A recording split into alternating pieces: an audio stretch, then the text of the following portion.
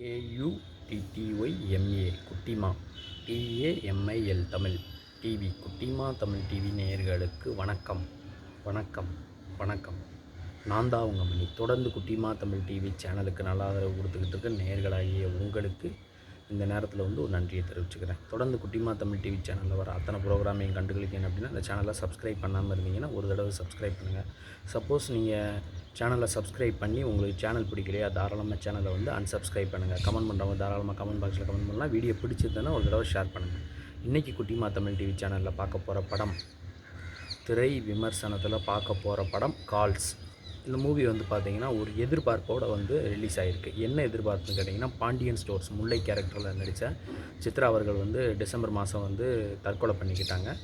அவங்க நடித்த ஒரே படம் இந்த படம் தான். இந்த படம் பார்த்திங்கன்னா அவங்க இறக்குறதுக்கு முன்னாடியே ரெடி ஆகிடுச்சு. இந்த படம் இப்போ ரிலீஸ் ஆகிறதுனால பார்த்திங்கன்னா பாண்டியன் ஸ்டோர்ஸ் ரசிகர்கள் கிட்டத்தட்ட ஒரு 10-20 லட்சம் பேர் இந்த படத்தை தமிழ்நாடு முழுவதும் எதிர்பார்த்துக்கிட்டு இருந்தாங்க. அவங்களுடைய எதிர்பார்ப்பை இந்த படம் பூர்த்தி பண்ணியிருக்கா பண்ணலையாங்கிறதான் இப்போ நம்ம குட்டிமா தமிழ் டிவி சேனலில் பார்க்க போகிறோம்.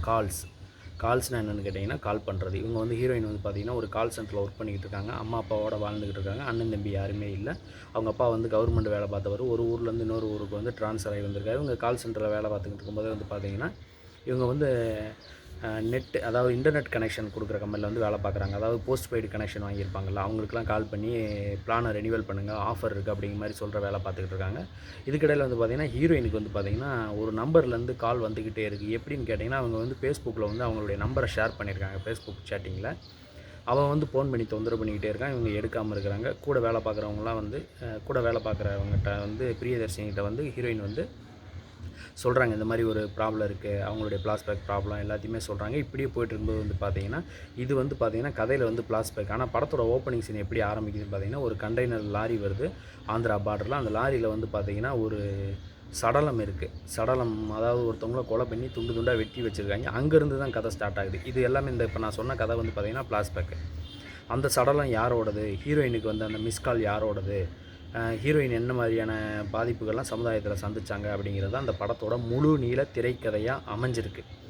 இப்போ இந்த படத்தோட ப்ளஸ் பாயிண்ட்ஸ் என்ன, மைனஸ் பாயிண்ட்ஸ் என்ன? இந்த படத்தோட ப்ளஸ் என்னென்னு கேட்டிங்கன்னா, கதாநாயகியோட நடிப்பு, அதாவது சித்ரா அவங்களுடைய நடிப்பு தான் பார்த்திங்கன்னா இந்த படத்துக்கு ஒரு மிகப்பெரிய ப்ளஸ்ஸாக அமைஞ்சிருக்கு. இந்த படத்தோட மைனஸ் என்னென்னு கேட்டிங்கன்னா, படத்தோட எடிட்டிங். படம் பார்த்திங்கன்னா 2.5 மணி நேரம் ஓடிது.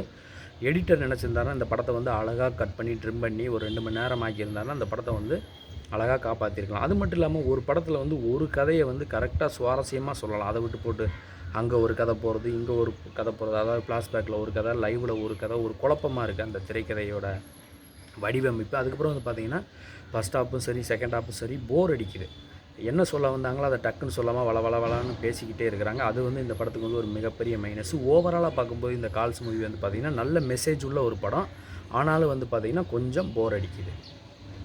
நான் பண்ண இந்த ரிவ்யூ உங்களுக்கு பிடிச்சிருந்ததுன்னா, அதாவது இந்த வீடியோ பிடிச்சிருந்தா இந்த வீடியோ லைக் பண்ணுங்கள். ரிவ்யூ பிடிக்கலையா தாராளமாக இந்த வீடியோவை அன்லைக் பண்ணுங்கள். கமெண்ட் பண்ணுறவங்க தாராளமாக கமெண்ட் பாக்ஸில் கமெண்ட் பண்ணலாம். இந்த வீடியோ பிடிச்சிருந்ததுன்னா ஒரு தடவை ஷேர் பண்ணுங்கள். இதுவரையில் இந்த சேனலை சப்ஸ்கிரைப் பண்ணாதவங்க மட்டுமே ஒரு தடவை சப்ஸ்கிரைப் பண்ணிவிடுங்க. அடுத்த வீடியோவில் ஒரு திரைப்பட விமர்சனத்தோடையோ அல்லது சினிமா செய்திகளோடையோ அல்லது இதர செய்திகளோடையோ மீண்டும் உங்களை சந்திக்கிறேன். குட்டிமா தமிழ் டிவி சேனலை பார்த்துக்கிட்டு இருக்க நேயர்களுக்கு மிக்க நன்றி.